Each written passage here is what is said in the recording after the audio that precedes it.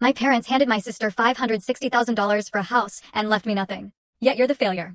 So I quit calling them. 2 years later, my sister drove by my property and phoned Dad, screaming, "You need to forget what I did next." Can you imagine dedicating your entire life to a passion, only to have your own family call it a worthless hobby and abandon you, while secretly bankrolling your sister's perfect life?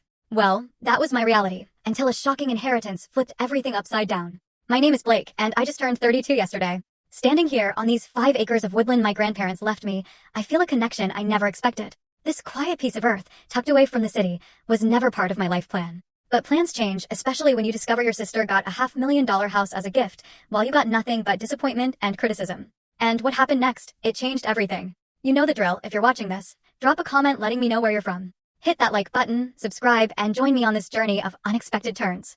I grew up in what most people would call a successful, upper-middle-class family in Connecticut. My dad, Richard, was this powerhouse corporate lawyer, his office overflowing with awards. My mom, Patricia, a tenured economics professor, published and respected. From the outside, we were the picture-perfect American family. Beautiful colonial home, manicured gardens, 3-car garage. Then there was Olivia, my sister, 3 years younger than me, but seemingly light years ahead in my parents' eyes. From kindergarten, she was the golden child. Perfect report cards, science competitions, playing violin with the precision of someone twice her age. My parents beamed.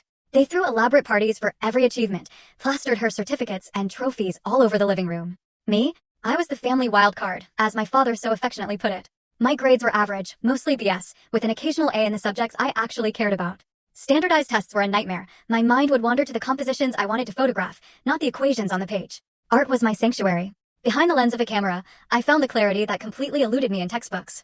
Our home ran on a currency of achievement. Love and approval? They were commodities you earned through success, through ambition, never freely given. Dinner was a nightly stage for Olivia's latest triumphs, while I just pushed food around my plate, dreading the inevitable question about my test scores or college applications. When Olivia won first place at the state debate championship in 10th grade, my parents took the entire family to Disney World for a week. When I had my first photography exhibit at the local community center in junior year, my mom showed up for 30 minutes before leaving for a faculty meeting. My dad didn't even bother. This pattern, it just continued. Every soccer match Olivia played, both parents were on the sidelines, cheering like crazy. When I stayed late in the darkroom after school, I walked home alone, my wet prints carefully protected in my backpack. It wasn't that they were cruel, not exactly. They just invested their time and attention where they saw.